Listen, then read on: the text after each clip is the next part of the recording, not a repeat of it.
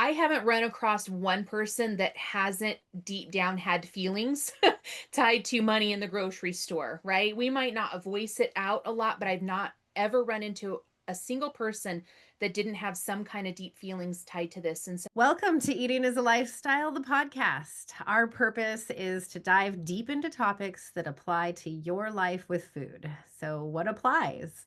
Well, things that influence what and how we eat applies. So, we're going to dig into the art and science of making food decisions.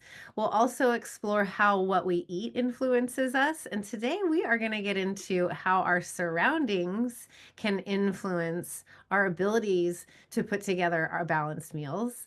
Understanding these things empowers you as an eater, whether you have weight loss goals or you're managing a chronic disease or simply want to optimize your nutrition without all the overwhelm. This podcast is for you.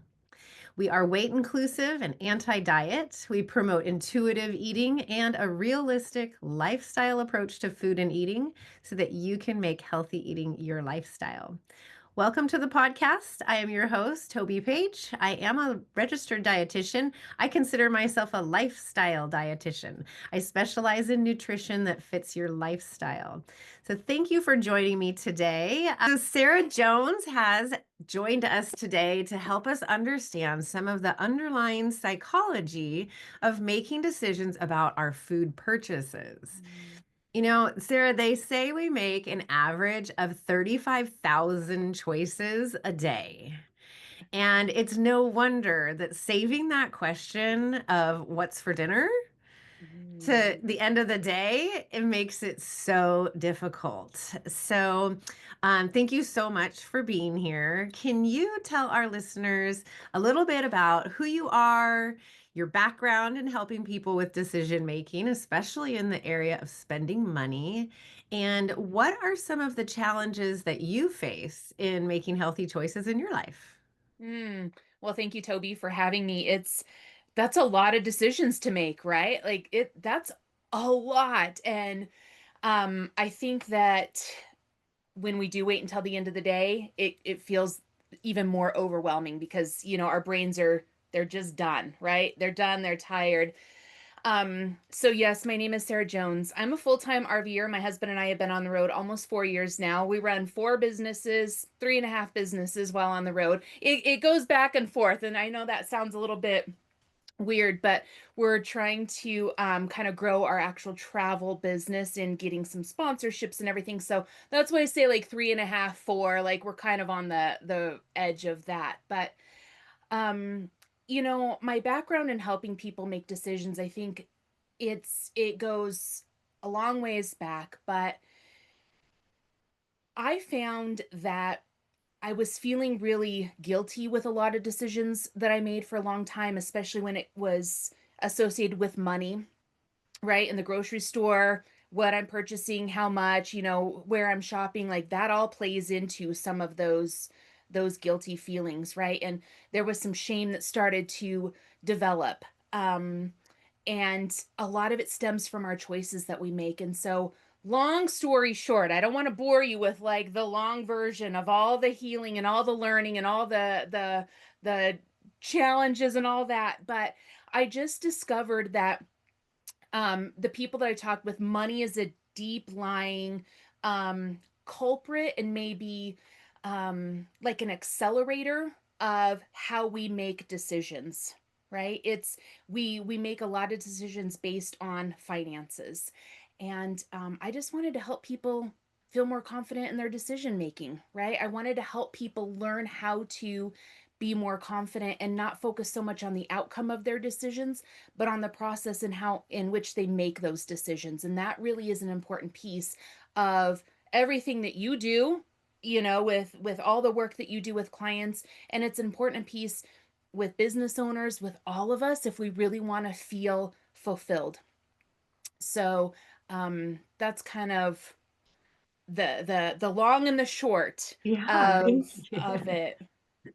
Well, I'm just so excited to talk about your angle of the aspect of guilt and shame that you felt at the grocery store because there's a lot of guilt and shame that can be tangled up in the grocery store. Mhm. And from a financial standpoint, making decisions about what to buy, how much to spend, but then also the guilt and shame that people experience when they want to eat foods that they shouldn't be eating. And there's just a lot in there. And so I love that you're going to focus on our decision making process, and Mhm. so that the outcome feels right. It feels aligned with our truth and what we really wanted, and that we're happy by the time we Mhm. get those foods home.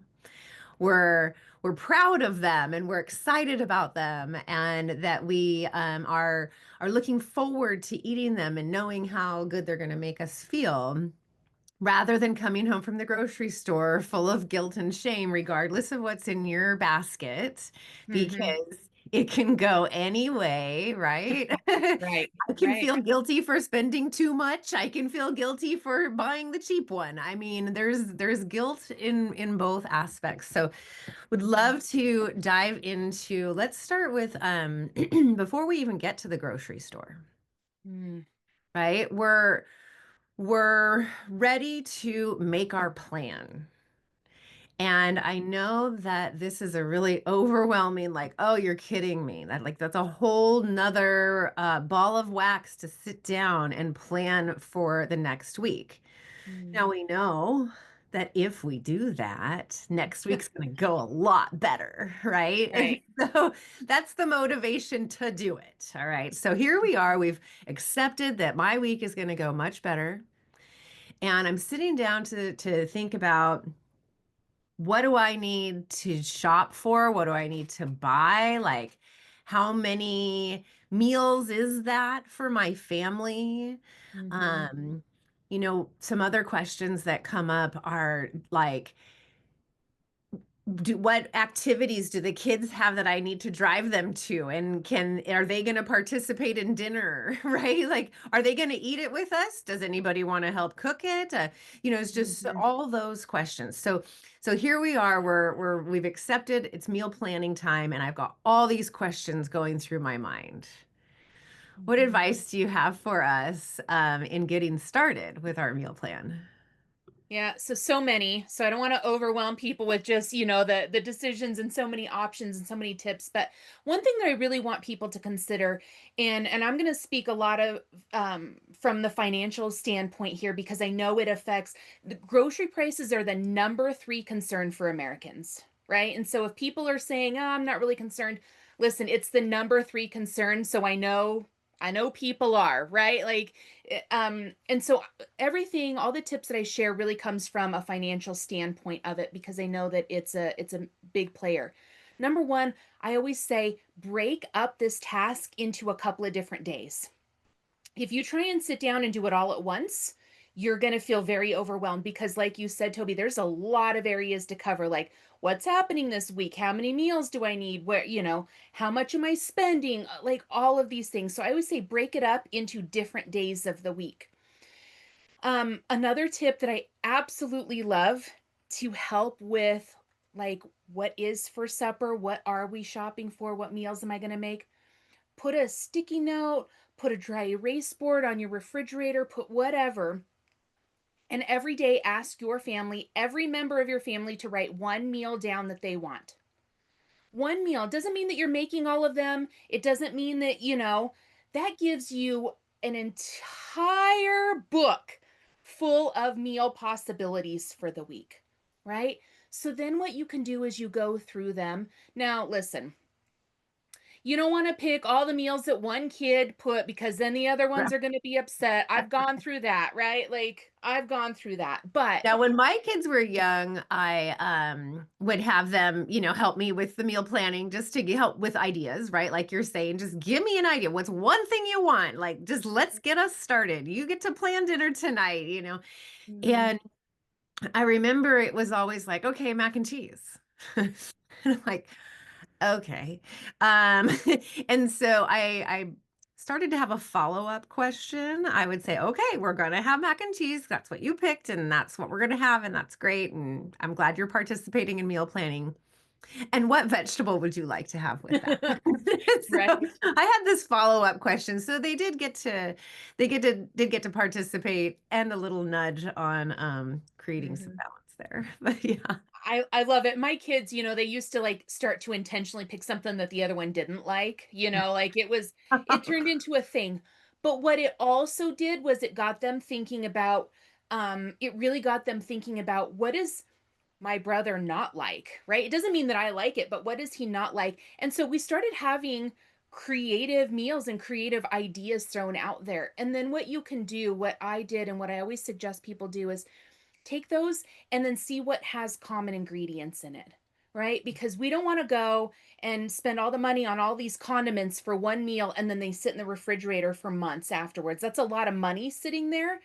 And then we've used up our grocery budget, right? And Mm. so with that list on your refrigerator, go through and pick out items that have a lot of the similar, ingredients in it. So you are buying, oftentimes when you buy in bulk, you're going to save a little bit of money there, right? Um, and it's not always about saving money. I want to be really cautious here, but it really is about being conscious of how you're spending so you're doing it in a way that brings value to your life that you feel good about it, right? And for a lot of people, they do want to save money. They want money saving tips. For a lot of people, they want to save money because they want to be able to spend those dollars on higher quality foods, right? And so we have to learn how to pick and choose where are those higher quality foods going to come in, right? And so when you've got this whole list of meals to choose from, you're picking similar ingredients you can buy in bulk. So oftentimes what happens is you're not feeling the guilt, the shame of like buying, one ingredient for one meal and it sits there. You're not feeling like, oh, these aren't great ingredients. You get to spend money in the areas that do bring that value that you feel really good about, right? Um, and the other tip that I like to suggest is on one of your days, really look ahead. What's happening? Where can you plan a crock pot meal? Where can you plan, a night out? And I don't want to get too far off topic here, but oftentimes people run through the drive-throughs or pick up a meal out because they feel really busy and because they didn't plan, right? They're like, "Oh, I forgot we've got soccer and baseball tonight. Like, how are we making this work?" There's nothing wrong with eating out, but I find that oftentimes people do it out of desperation, not out of planning. And so plan those nights ahead of time. Hey, we're going to run through and grab a bite out to eat tonight. When you have that clarity, guess what you're doing? You're eliminating those on the moment or last minute decision making, Well, right? and then the guilt that comes with, well, it's like, well, I planned to do that. I intended to do that. I don't quite have that guilt of, oh, I'm doing this out of, like you said, desperation because I didn't have Mm-hmm. any choices. Yeah, there's always a choice. There's always a choice. Right. Okay. So, I love the idea of going through and looking, we're not going to make the culinary adventure of the world every week, right? We're not going to do that, but thinking about when I'm going shopping, yeah, if I need to buy a bottle of teriyaki sauce, right? Like Mm-hmm. teriyaki sauce goes with one meal. Teriyaki stuff, right? Like that Right. doesn't translate. So Mm-hmm. a bottle of teriyaki sauce is going to be another what, 350 or something that is part of my grocery budget. Now, am I also going to buy all of the other, then the barbecue sauce and well, maybe I'll split it up and I buy one new bottled condiment each week just to kind of spread it out. Mm-hmm. Kind of like that idea. That's very good. Um, how about recipes? Any tips on money saving recipes? Like how Oh, I didn't mean to interrupt you. Like, I love this too. Because I think I am like, I don't know how to be a homesteader and a full-timer at the same time. Like, I'm working on that, but I think that there's a lot of great ways that you can save money on recipes by substituting some ingredients, right? And so, um, you know, sometimes sauces, sometimes it's just the main ingredient. Maybe it's not, potatoes. Maybe you are using broccoli instead, right? And so you can buy it bigger. Maybe there's I've actually got this whole, and this isn't a plug for it, but I actually wrote my own cookbook. Um, yeah, designed for helping people save money, not only in the grocery store. So it's a whole resource guide for like all these tips for saving money in the grocery store and saving time. Again, it's not always about saving money. I want to be really cautious on how I say that. Um, but it's about being aware of what we're spending and how we're spending and the time spent in the grocery store. But it's also about how do we take these recipes that we see in cookbooks, right? And make them something that's going to benefit us, something that we feel good about eating, we feel good about buying. And so I'm a big proponent of ingredient swaps. And they're all, I call them budget friendly recipes. Again, this isn't a plug. This is just, something because I am aware of how people spend money in the grocery store. And what's great is, when you're at the grocery store, a way to, help with the money saving recipes is decide, you know, do you want to buy all organic or not? Do you want to buy store brands or not? Where are your, because either is fine, right? Any way you do it is fine, but I want you to decide. Well, usually I do a little bit of a mix there. Mm. Mm-hmm. So I'll look and, especially in the produce section, if it's 10 cents different, then yeah, I'll go for the organic one because I want to support organic farming, right? But especially when my kids were younger, I'm not buying organic milk. I mean, kids drink a lot of milk, and that was a lot more than the regular one. And so sometimes my decisions about whether I'm buying organic and then as far as the store brand goes, I had the opportunity to go to a food packaging plant. Mm-hmm. And it was a really high-end label, and they were doing their soups that day. And they're organic and wonderful soups and whatnot. Love the brand, eat their soups all the time.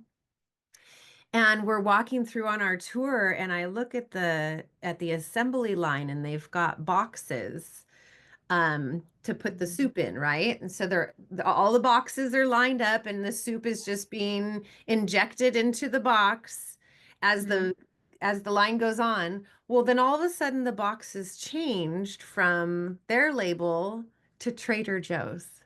Mm-hmm. I was like, oh, I mean, it's literally the same batch. Like, there is nothing different about it. It is literally the same exact recipe out of the same batch as this other one. Mm-hmm. And so that's when I really learned that, those store brands aren't always like the knockoff. Right. Right. And I think this goes back to, not necessarily understanding it, but deciding where you want your dollars to go and what category feels a little bit more important for you, right? So if produce and eating the organic might be a little bit more important, you want maybe a little bit higher quality, but then hey, the store brands are pretty much the same. So here's where I can shift some of those dollars. Instead of buying the name brand box soup, I can get the store brand box soup, save a couple of bucks, but that couple of dollars then allows me to spend a couple of more, right, on the organic produce. So in the end, you're spending the same, but you're spending more according to what brings more value and you feel good about doing. Yeah, so let's talk about our overall grocery budget. Mm-hmm. How much money actually gets allotted to spending money on food at the grocery store? I know Mm-hmm. that since COVID, a lot of people got into the DoorDash thing. And so DoorDash is really easy. And I can get stuff that's not fast food through DoorDash. Mm-hmm. So it's pretty expensive. But at the end of the month, when we're looking at where are we spending our money, do you have any idea about how much most people spend on food? Like Mm-hmm. what portion of their income they spend on food? Yeah, that's so nuanced. It's nearly impossible to say because it's literally across the board. But what I can say is again, it's the number three concern for Americans when it comes to how, money that's being coming out of their account and into the grocery store or leaving, right? It's the number three concern. So what I will say is start at the beginning of the month, or, I'm not going to get into the whole budgeting and money planning, aspect, because that I could talk on that for hours as well, but plan ahead of time. Right? Go through what you expect your income to be and where do you want your dollars to be going. We need food. It is an essential, it is a non negotiable for every single one of us. So, number one, don't wait until after you've paid all your bills to see what's left for your grocery budget. Please, please, please do not finance your groceries. I mean, don't put them on a credit card and not pay that credit card off every month. Using credit card is fine, but if you're not going to pay it off, you are financing groceries. And please, please do not do that. There are 100 other options for you. All right. I want that money to be coming, front and center. It's really out of all of your expenses, all the money leaving your account, it's really in like the top six things that you should be planning for and spending money on. Right. So, Perfect. how much that really, again, it's too nuanced to say. For a while, I will give an average. For a while, people were about $250 a month per person Mm. in their household. Now, that's just groceries. Again, this is nuanced. Do you include all your supplements in here? Do you include your paper products? Do you include all your, all those other things? Like everybody does things a little bit differently when it comes to that. So, but we're talking just food on average. Has that gone up a little bit? Yeah. But again, I don't want people to use that like, oh, we spend way more than that and that's bad. That's not what I'm saying at all, right? It's so nuanced. Um, it depends on what area you live in. It depends on what options are available. Like it's a lot. So, Okay, okay. So maybe maybe that's too too tough of a thing. I just, thought if I make, let's just keep numbers easy. If I make $1,000 a month mhm, and I spend half my paycheck on my housing, and, then I've got half my paycheck left for everything else, like how mhm, much of my paycheck am I willing to put towards food? Because, like, when I'm feeling money is tight and I go to the grocery store, I really do have a sense of how can I get out of here, not with higher quality food, but how can I get out of here spending less? mhm, Um, and so I think that that leads back to when I get home and I have my food in my house. Here's an example. One time, it was when my kids were younger and I discovered meal prepping, or freezer meals. That's what it was, freezer meals. mhm, So this is where you can measure all your spices, chop up your meat, chop up your veggies, throw it all in a zippy bag and put it in the freezer. And then when it's dinner time, you just pull a bag out and feed your family. And it was like, oh, that sounds, awesome. And that sounds perfect.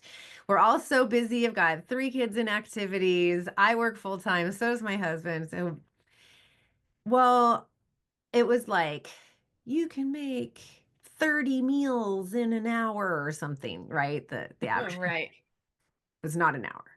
It was a lot more than an hour. But my point here is that I went to the store and I bought much lower quality food than I Mhm, normally would, because I mhm, was buying so much, like the chicken. Okay. A lot of these freezer meals were chicken. And so on my list to make 30 meals, half of them were chicken. And mhm, I'm looking at the organic chicken breast versus, what, and I ended up buying the, you know, saline injected chicken. mhm, So I bought a lot of water that day. Right. And the chicken was not the quality that our family was used to, and we're like, "Oh, this is okay, like, this meal is okay. We don't love these freezer meals, mom." But they didn't have they didn't have the high quality that they were used to, so I was trying to save money, Hmm. but I ended up buying cheaper food and not liking it as much, and so that it was just kind of a wash for me, so I don't know. Yeah. I always approach it in I want to enjoy the food that I'm eating. Right? Food is a high value for me. I like to eat, I like to cook, I want to enjoy the meals that I'm eating. Therefore, we ate out last night, and I will tell you it was a huge disappointment. We don't eat out very often because I find it to be so disappointing. And then I do feel like these are hard earned dollars, that this is not where I want my money to be going. I don't feel good about this. Yeah. Right. And so and I'll just give an example, take it or leave it, whatever you guys want. But it's just my husband and I. We do live in our fifth wheel. Like, we live in a very small space. So I'm not stocking food. I'm not carrying a bunch of, I don't have a huge pantry. Our grocery budget is $800 a month for the two of us. And that includes all of our vitamins and supplements. That's all of our personal care. That's all of our laundry, all of our cleaning, all of our, we've got a cat. It includes literally everything, right? $800 a month, all of our meat, everything. We do a pretty good job of sticking with that. And I make a lot of stuff from scratch. I don't feel bad about spending that $800. Mhm. Why? Because we're eating good food, we're buying really good quality, and I know I no longer feel like I have to get just the cheapest thing, because quality is the number one importance for me when it comes to what we're eating. I want good quality. Price is secondary. And I really want people to look at that. And I full well understand that we have to be concerned with how much we're spending, but here's where you get choices, swaps. Here's where you just say no to some things, right? Here's where you just learn to say no. Do you really, I don't like the word need or want. I don't like to associate that with, our foods or with money or anything, because it creates this sense of like guilt and shame and restriction and everything. But what can I have for snacks? What can I make that's going to be affordable but really healthy, that then uses the ingredients that I already have, or maybe just a little bit more, that prevents me from needing to buy something in addition to, right? And so, Use um, it up. Use it up before buying more. Yeah. right, right. And so I just want people to know ahead of time how much you want to spend. Plan your meals. Take the time to really plan those meals around how much you want to spend, what's important to you value wise. If your um, dietary needs, all of our dietary needs change over time. We might need more of something or less, or maybe we're on a health journey. We want to start, switching out some things for, some different options so we feel better. We have to learn to be flexible with it, right? But taking that time ahead of time, like how we started out talking, about that planning and those decision making, taking a little bit of time and breaking it up really does help you plan further ahead. Toby, there was a period of time where I was shopping for the two of us once a month. Mhm. And people are like, "How the heck do you do that? Doesn't your produce go bad?" I'm like, "Listen, no, if you do it right." And I mean, right, right? Like, if you plan it out, I have a little RV refrigerator. Like, come on, people. Like, if I can do this, you can too. And I'm saying this all with love. We just have to recognize where we have some choices and decide what truly is important for us, and then we'll make the time to make it happen, right? Splitting up, it took me a couple of days to put together a full month's worth of meal plans. I didn't sit down and do it all at once because that was too overwhelming. Take our list and do it a month at a time. Some of them are recurring meals, right? So then you're buying in bulk. Some of them you make double batch and put it in the freezer. So then next month you're pulling something out of the freezer and then you're putting something back in, right? I think I just want people to see that there are so many choices available, that it doesn't have to be this all or nothing, or I can't do that. You really can. And you don't have to feel guilty or have any kind of shame or restriction attached to it, right? It can feel purposeful, it can feel intentional, and it can feel peaceful when it's all said and done. Well, that's the word that comes to my mind is intentional. You know, if we're intentional, then we are in the driver's seat. We're making the choices, right? If Mhm. we're just reacting to, okay, now we got to eat something, I got to feed the family, we're just going to be reactive. Mhm. That's going to lead us to feeling overwhelmed, chaotic, all of the guilt, the shame. But being intentional ahead of time, I love your tips about how to break it up across the different weeks. And I did too when COVID first happened. I would go once a month, and Mhm. fourth week of the month we had frozen veggies. So that's how I did produce. Right. But perfect. I have one more question for you, and that is about coupons. Mm. Because I get, there's coupons out there, right? And the store that I've been shopping at, as they're tracking me, and they're starting to give me coupons for exactly what I buy, Mhm. which is kind of nice because that's always been my gripe about all the other coupons is that I don't ever buy that stuff anyways. Mhm. And so it's not like I'm saving money if I have this coupon for this box of cereal that I would never buy anyways, right? So, do you have anything to say about coupons? Yeah. So this can be kind of a touchy subject for people. I used to be wildly into coupons. I mean, I would go and there was a period of time many years ago where I would save 60, 70, 80% on my grocery bill because I was like getting the coupons every Sunday from multiple newspapers. I was literally cutting them and clipping them and planning meals around that. Did it help us out financially during that time? Yes. Yeah, it did. Did I feel this sense of pride for saving that much money on my grocery bill? Yes. Yes, I did. Did I feel really good about a lot of the things that I was purchasing? Not necessarily, right? Now, we are all go into different seasons of life. Now, do I clip coupons? Do I suggest people do it?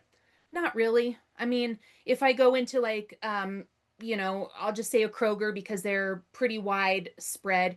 I've got an online account. I might put a couple of coupons, they're digital coupons. I might clip a couple, when I'm in the grocery store, but do I do it ahead of time? Not necessarily. And here's one of the reasons why. Like you said, Toby, most of the things that they have coupons for are not things that I'm purchasing. So it feels like a waste of time. I don't want people clipping coupons and putting that item on their list saying, oh, look, this is a great sale. Save $5 off this item if it's not something you would normally buy anyways. A lot of times what happens is people try and do the coupon games, try and save on a lot of these apps out there. They end up buying these things because they get points on this app or because there's a coupon and they end up spending more money than they would have originally because those items wouldn't have been on their grocery list to begin with. So I always encourage people to be intentional, aware of how you're using it and what the purpose is for using those coupons. I think coupons are great. I think those apps can be great to help us save on the things we're already going to do. But on additional purchases, I think we get into trouble. Mm-hmm. Yep, yep. And I'm a sucker for a deal. So I'm one of those people who falls for Mhm. sales and coupons and oh, but look, it's such a good deal. I'll buy it. Like Toby, you don't normally buy, that many frozen pizzas at once, but they were buy one half off, right? Right, right. Well, and I think here's where I would rather see people spend their time rather than maybe clipping coupons is going through the sale ads. If you really want to save some money, going through the sale ads and look to see what's on sale that's again already on your grocery list or using the sale ads to plan some of your meals for the week, right? What produce is on sale? Produce tends to be a higher end of, produce and meat, right? And sometimes dairy. Because those are the outer edges of the grocery store, right? And so they tend to be a little bit higher priced, but use those sale ads to plan what fruit you're going to have in your fruit salad this week, right? What topping are you going to have on your pancakes, if you make your own, fruit topping or whatever. Use those sale ads to plan that way. Then when you go to the grocery store, you're saving time because you know exactly where you're going. You don't have to spend all the time walking around saying, okay, what's on sale today? What? Oh, those don't, right? You're in, you know what you're looking for, and then you're out. You're saving time and you're also saving money oftentimes because it prevents some of those impulse buys when you're just strolling the aisles. Yeah. Oh my gosh, Sarah, you have a wealth of information, pun intended. This is awesome. Being intentional. I like the idea of starting with the ads. Um, I'm always telling people start with, what sounds good. But, Mhm. that can be too big of a question sometimes, like, starting with a blank piece of paper Right. is overwhelming. Mhm. So starting somewhere, so whether it's your favorite cookbook or, having the kids offer ideas or starting with those ads, I think that's great. And yeah, I kind of have the same feeling about coupons. If it works, it works, but I'm not going to seek out coupons because I'm probably going to end up buying a lot of processed foods that I normally wouldn't.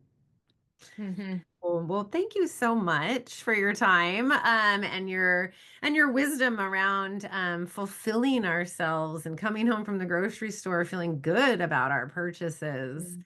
and kind of just pointing some of those tips out. That was really helpful. Thank you. Oh, well, thank you. I think it's an area that I haven't run across one person that hasn't deep down had feelings tied to money in the grocery store, right? We might not voice it out a lot, but I've not ever run into a single person that didn't have some kind of deep feelings tied to this. And so I think it's an area that I appreciate you talking about and bringing to light, because even if other people aren't going to start the conversation, you did, and you're providing value to them. And that's really important and it's really helpful to a lot of people. So I appreciate you having me on and getting to have this conversation.